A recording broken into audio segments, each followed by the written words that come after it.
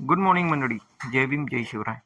आज माझी second ship होती आणि मी निघालो थोडं लवकरच. पण लवकर निघायचं कारण हे होतं की मला मग घरी कॅबच मिळत नाही होती.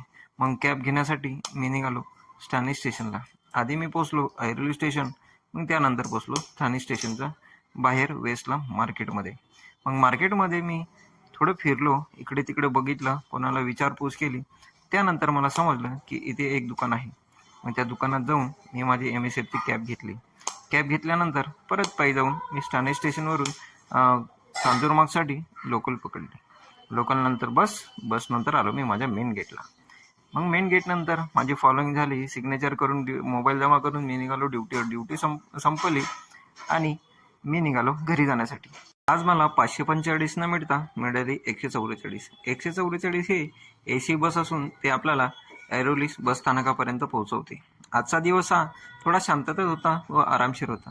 मला सांगा, तुम्हाला माझ्या रीलमध्ये अजून काय काय बघायचं आहे ते मी नक्कीच प्रयत्न करेल माझ्या रीलमध्ये ते आणण्याचा.